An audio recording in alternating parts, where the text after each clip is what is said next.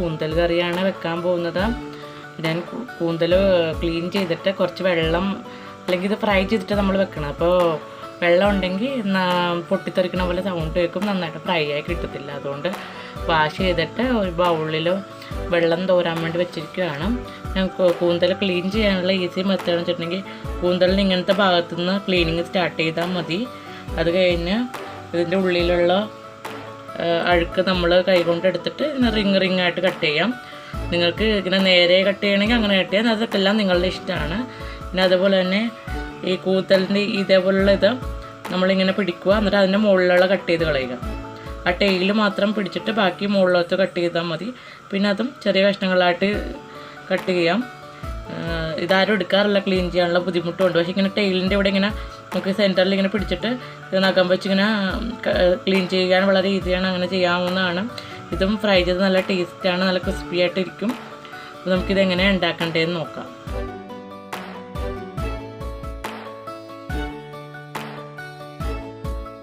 നമ്മൾ ക്ലീൻ ചെയ്ത വെച്ച സ്കൂട്ടിൽ കാശ്മീരി ചില്ലിയാണ് ഞാൻ യൂസ് ചെയ്യുന്നത്. കുറച്ച് കാശ്മീരി ചില്ലിയും മഞ്ഞളും കുരുമുളകും ഗരം മസാലയും ഉപ്പും വിനാഗിരിയും ഇട്ട് ഞാൻ മാഗ്നേറ്റ് ചെയ്ത് 20 മിനിറ്റെങ്കിലും വെക്കാൻ പോവുകയാണ്. അത് കഴിഞ്ഞ് നമുക്ക് ഫ്രൈ ചെയ്തെടുക്കാം. ഫ്രൈ ചെയ്തിട്ടാണ് നമ്മൾ ഈ കൂന്തൽ കറി വെക്കുന്നത്. അപ്പോൾ നിങ്ങൾക്ക് ഞാൻ വെളിച്ചെണ്ണയിലാണ് വറുക്കുന്നത്, നിങ്ങൾക്ക് ഇഷ്ടമുള്ള എണ്ണയിൽ വറുക്കാം. നമുക്കിനി അടുത്ത സ്റ്റേജ് നോക്കാം, എന്താണ് ചെയ്യേണ്ടതെന്ന് നോക്കാം. ഫ്രൈ ചെയ്യാനുള്ള സ്കൂട്ട് റെഡിയായി. ഇപ്പോൾ നമുക്കിനി ഫ്രൈ ചെയ്തെടുക്കാം. അപ്പോൾ നമ്മൾ മഞ്ഞളും മുളകും കുരുമുളക് പൊടിയും ഗരം മസാലയും കുറച്ച് കറിവേപ്പിലയും കീറിയിട്ടിട്ടുണ്ട്. എന്നിട്ട് നമുക്കിനി ഇത് ഫ്രൈ ചെയ്തെടുക്കാം. ചട്ടിയിൽ ഞാൻ ഫ്രൈ ചെയ്യാനിട്ടു. ഞാനൊരു സെറ്റ് ഫ്രൈ ചെയ്ത് മാറ്റി നിങ്ങളെ കാണിക്കാൻ വേണ്ടി അത് കാണിച്ചു തരാം. 1 മിനിറ്റോളം വെച്ചുള്ളൂ. നന്നായിട്ട് ഫ്രൈ ചെയ്തിട്ടുണ്ട്. ഞാൻ ഡീപ്പ് ഫ്രൈ ഒന്നും ചെയ്തിട്ടില്ല, മൂടിയും വെച്ചിട്ടില്ല. മൂടി വെച്ച് കഴിഞ്ഞിട്ടുണ്ടെങ്കിൽ അതിൻ്റെ ഉള്ളിൽ നിന്ന് വെള്ളം വന്നിട്ട് വെള്ളം വറ്റാൻ കാത്തിരിക്കേണ്ടി വരും. ഞാൻ ഫ്രൈ നന്നായിട്ട് ആയെന്ന് കാണിക്കാൻ വേണ്ടി ഞാൻ 1 മിനിറ്റേ വെച്ചോളൂ. ഉണ്ട് ഫ്രൈ ആയെന്ന് കാണിക്കാൻ വേണ്ടി ഇത് സ്പൂൺ വെച്ചൊന്ന് അമ്മക്കിയപ്പോഴേക്കും തന്നെ അത് വിട്ടു പോകുന്നുണ്ട്. അപ്പോൾ അത്ര നന്നായിട്ട് ഫ്രൈ ആയി. അതിപ്പോൾ 1 മിനിറ്റ് വെച്ചാൽ മതി. ഒരുപാട് ഡീപ്പ് ഫ്രൈ ആകുമ്പോഴാണ് റബ്ബർ പോലെ ആകുന്നതും കഴിക്കുമ്പോൾ വയറുവേദന വരുന്നതും. റബ്ബർ പോലെ ആകുമ്പോൾ നമ്മൾ കുറേ ചവച്ചിട്ട് വിണുങ്ങുമല്ലോ.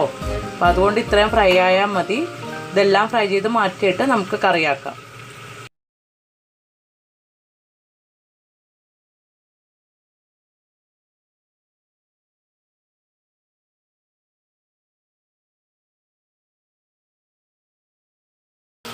ഗ്രേവിക്ക് എന്തൊക്കെ വേണ്ടെന്ന് നമുക്ക് നോക്കാം. നമ്മൾ കൂന്തൽ ഫ്രൈ ചെയ്ത് വെച്ച് കഴിഞ്ഞു. പിന്നെ നമുക്കതിനുള്ള ഗ്രേവി റെഡിയാക്കാൻ പോവുകയാണ്. ഗ്രേവിക്ക് വേണ്ടി 3 സവാളയാണ് എടുത്തേക്കണത്. പിന്നെ തക്കാളി, ചെറിയ ഉള്ളി, പച്ചമുളക് 5 എണ്ണം, ഇഞ്ചി, വെളുത്തുള്ളി, ചെറിയ ഉള്ളി. എപ്പോഴും പറയണ പോലെ ചെറിയ ഉള്ളി നിർബന്ധമില്ല. മീഡിയം സൈസ് സവാളയാണ് വേണ്ടത്. ഞാൻ ചെറിയ സൈസാണ് എടുത്തേക്കണത്. അത് ബാലൻസ് ചെയ്യാൻ വേണ്ടിയാണ് ഞാൻ ഉള്ളി എടുത്തിരിക്കുന്നത്. നമുക്ക് ഗ്രേവി കുറച്ച് വേണം. ഈ 1 kg ആയിട്ട് 1 kg കൂന്തലെടുത്തിട്ട് ആകെ ഇത്രയേ ഉള്ളൂ. അപ്പോൾ നമുക്ക് അതിന് ഗ്രേവിക്ക് വേണ്ടി ഒരു 3-4-5 സവാള വേണം. ഞാൻ അതിന് വേണ്ടി ഉള്ളിയാണ് എടുത്തിരിക്കുന്നത്. അപ്പോൾ നമുക്ക് എങ്ങനെയാണ് ഇനി കുക്ക് ചെയ്ത് നോക്കാം. നമ്മൾ 3 സ്റ്റേജായിട്ടാണ് ഉണ്ടാക്കുന്നത്. ആദ്യം ഫ്രൈ ഉണ്ടാക്കും, പിന്നെ ഫ്രൈഡ് മസാല ഉണ്ടാക്കും, അത് കഴിഞ്ഞ് സ്കൂട്ടെല്ലാം ചേർക്കും. നമുക്കിനി എങ്ങനെയാണ് അതൊക്കെ ചെയ്യുന്നതെന്ന് 1 by 1 ആയിട്ട് നോക്കാം. നമുക്ക് കൂന്തൽ മസാല റെഡിയാക്കാം. കൂന്തൽ ഫ്രൈ നമ്മൾ റെഡിയാക്കി കഴിഞ്ഞു. അപ്പോൾ കൂന്തൽ മസാല റെഡിയാക്കണ മുമ്പ് നമുക്ക് ഫ്രൈ ആയിട്ട് തന്നെ കഴിക്കാൻ ആഗ്രഹമുള്ളവർക്ക് ആദ്യം ഇത്തിരി ജീരകം ഇടാം. ജീരകം ഇട്ടിട്ട്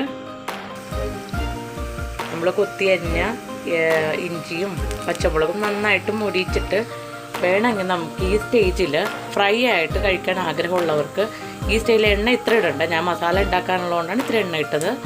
ഈ സ്റ്റേജിൽ നമുക്ക് വേണമെങ്കിൽ കുറച്ച് എണ്ണ ഇട്ടിട്ട് ഇതേപോലെ ഇഞ്ചിയും പച്ചമുളകും കുറച്ച് വേപ്പിലയും കൂടി ഇട്ടിട്ട് ഈ നമ്മളുടെ വറുത്ത് വെച്ച സ്കൂട്ട് ഇതിലോട്ടിട്ട് ഇത്തിരി ഗരം മസാലയും മുളക് പൊടി ഇട്ട് നമുക്ക് ഈ സ്റ്റേജിൽ ഫ്രൈ ആയിട്ട് കഴിക്കാം.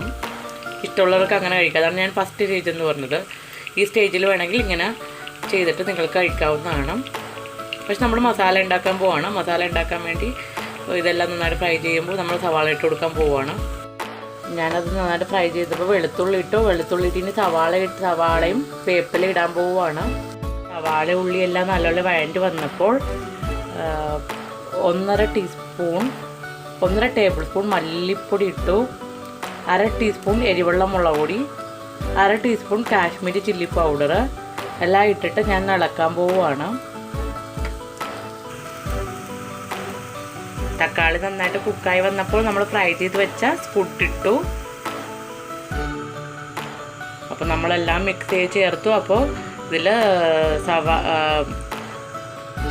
ഇപ്പോൾ സ്ക്വിഡും തക്കാളിയും എല്ലാം നമ്മൾ നന്നായിട്ട് ഇളക്കി ചേർത്തു. ഇത് കഴിഞ്ഞ് നമുക്ക് കുറച്ച് ചൂടുവെള്ളം ചേർക്കാം. ഈ സമയത്ത് നമുക്ക് ഉപ്പും നോക്കാം.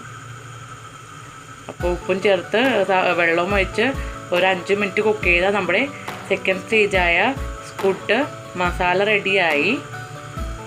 ഗ്രേവി നന്നായിട്ട് തിളച്ചിട്ടുണ്ട്. ഞാനൊരു 2 കപ്പ് തിളച്ച വെള്ളം ഒഴിച്ചു. നിങ്ങൾക്ക് തിളച്ച വെള്ളം വേണ്ട, അത്രയും തിക്ക് ഗ്രേവിയാണ് ഇഷ്ടമെങ്കിൽ നിങ്ങൾക്ക് അങ്ങനെ ചെയ്യാം. അപ്പോൾ അങ്ങനെ ഓഫ് ചെയ്യുന്ന സമയത്ത് ഗരം മസാലയും കുരുമുളക് പൊടിയും നിങ്ങൾക്ക് ഇത്തിരി ചേർത്തിട്ട് വേണം ഓഫ് ചെയ്യാൻ. ഇപ്പോൾ ഞാൻ വെള്ളം ഒഴിച്ചിട്ട് വെള്ളം തിളച്ചു, മസാലയും തിളച്ച് ജസ്റ്റ് എല്ലാം തിളച്ച് വന്ന് ചെറുതായിട്ട് കുറുകി കഴിയുമ്പോഴാണ് ഗരം മസാലയും കുരുമുളക് പൊടിയും ചേർക്കാൻ പോകുന്നത്. നമ്മുടെ കറി റെഡിയായി. നമുക്ക് ഈ സ്റ്റേജിൽ തന്നെ ഓഫ് ചെയ്യാം. ഗരം മസാലയും കുരുമുളക് പൊടി ഇട്ടു.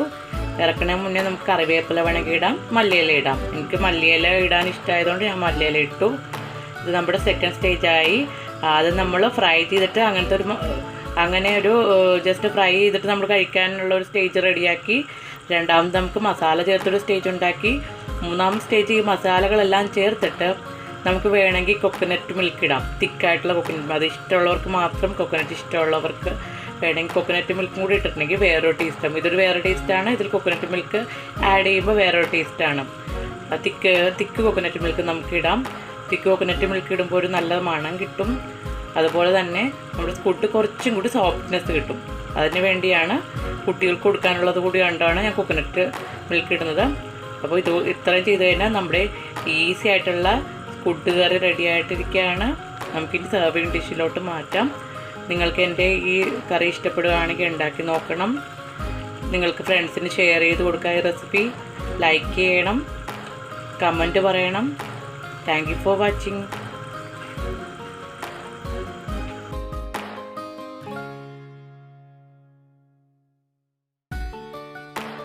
തേങ്ങാപ്പാലൊക്കെ ഇട്ടപ്പോൾ ഒന്നും കൂടി സ്പൈസ് കുറഞ്ഞു. അപ്പോൾ ഈ സ്റ്റേജിൻ്റെ അപ്പോൾ നമ്മുടെ 3rd സ്റ്റേജും ഫിനിഷായി. ഇനി നമുക്ക്